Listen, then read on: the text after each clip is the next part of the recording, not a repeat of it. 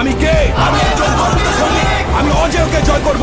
আমার কাছে পরাজয়ের কোনো স্থান নাই। সবাই যেখানে থমকে দাঁড়ায় আমি সেখান থেকেই শুরু করি। আমি সব সময় আমার দেশ, পিতামাতা, আমার সহযোদ্ধা এবং প্রশিক্ষকদের কথা মনে করে আমার দুর্বলতাকে সাহসে পরিণত করব।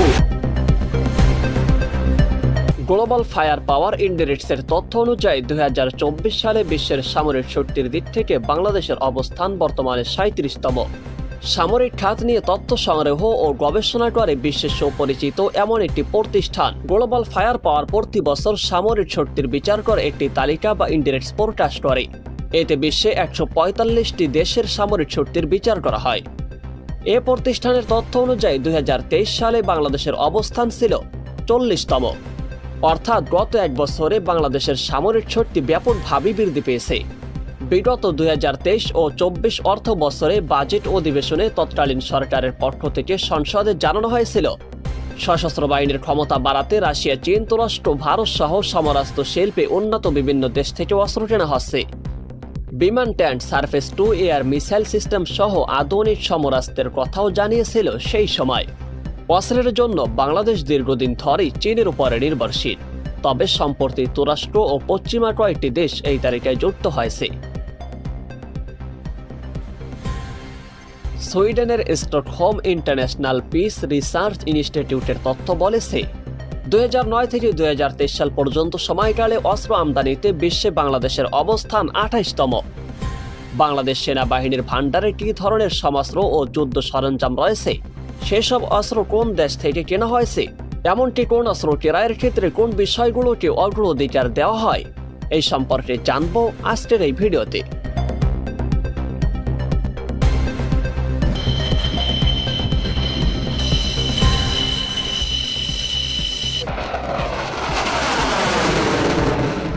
যুদ্ধ বিমান ও হেলিকপ্টার। বাংলাদেশের বিমান বাহিনীতে দুই ধরনের আধুনিক সেনাই যুদ্ধের সময়কার উড়োযানের পরিস্থিতি বলে জানাচ্ছে সামরিক তথ্য বিষয়ক ওয়েবসাইট অপার পাওয়ার বাংলাদেশ।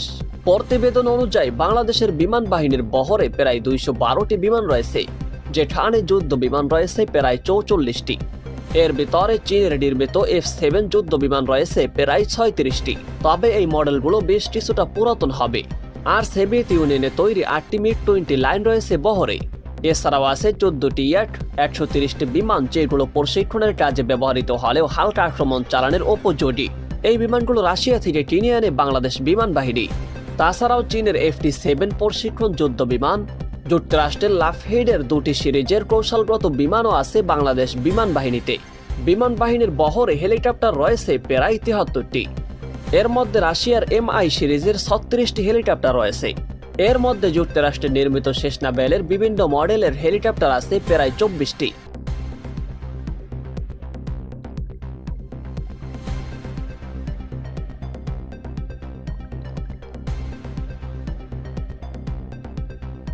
ড্রোন। আধুনিক প্রতিরক্ষা ব্যবস্থায় ড্রোন অত্যন্ত গুরুত্বপূর্ণ। বাংলাদেশের সামরিক বাহিনীর কাছে প্রায় 44টি ড্রোন রয়েছে বলে জানিয়েছেন ওয়ার পাওয়ার বাংলাদেশ।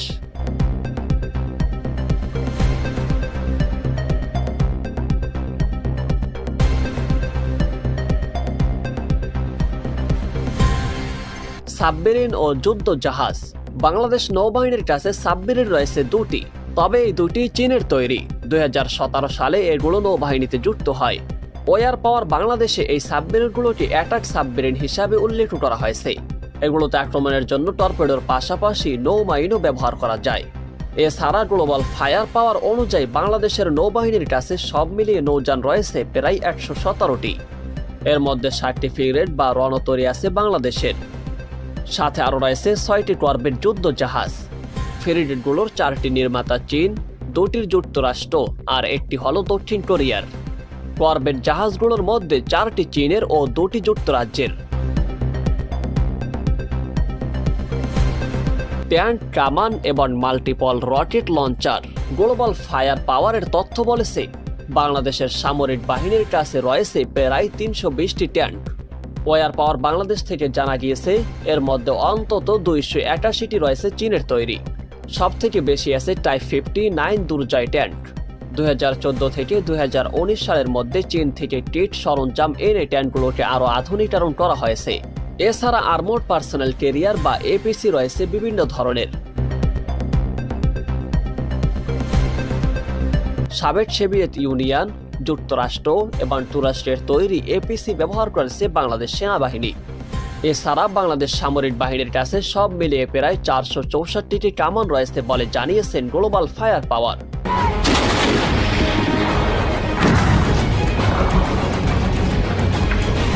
এর মধ্যে সক্রিয় কামান রয়েছে 27টি। বাংলাদেশের এনটিআইআর টেরাফোর্ট গান বা বিমান বিধ্বংসী কামানের উৎস 2টি দেশ। এর মধ্যে সুইজারল্যান্ডের 8টি এবং চীনের 4টি সিরিজের কামান রয়েছে। আর ওয়ার পাওয়ার বাংলাদেশ এ তথ্য বলেছে, বাংলাদেশের সামরিক বাহিনীর কাছে multiple rocket launcher system MLRS আছে 77টি। এর মধ্যে চীনের তৈরি 49টি এবং তুরস্কের 2 ধরনের মোট প্রায় 28টি রয়েছে তাদের ভান্ডারে। মাল্টিপল রকেট লঞ্চার বা মোবাইল রকেট পেজন্টর হচ্ছে এমন একটি সক্রিয় সামরিক অস্ত্র যা দিয়ে একসাথে কয়েকটি রকেট বা বোমা নিক্ষেপ করা যায়। বাংলাদেশ সেনাবাহিনী দেশের সমস্ত বাহিনীর স্থল শাখা এবং এটি দেশের বৃহত্তম সামরিক বাহিনী। বাংলাদেশের সেনাবাহিনীতে বর্তমানে প্রায় 1,63,000 সক্রিয় সদস্য রয়েছে। সেনাবাহিনীর মূল দায়িত্ব হল দেশের স্বাধীনতা সার্বভৌমত্ব রক্ষা করা, অভ্যন্তরীণ সংকট নিরসন এবং দেশের অবকাঠামোগত উন্নয়নে বাহিনীর সামরিক প্রশাসনকে সহযোগিতা করে থাকে।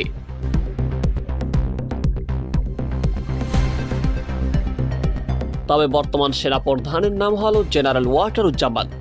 তবে সাম্প্রতিক সময় অন্তর্বর্তীকালীন সরকারের একটি কথা স্পষ্ট যে দেশের নিরাপত্তা জোরদার করতে হবে, ভবিষ্যতে সকলকে যুদ্ধের জন্য প্রস্তুতি গ্রহণ করতে হবে। তাহার কথাই হয়তো এটি স্পষ্ট যে ভবিষ্যতে যে যুদ্ধ হবে এটি হয়তো তাহার কথাই স্পষ্ট।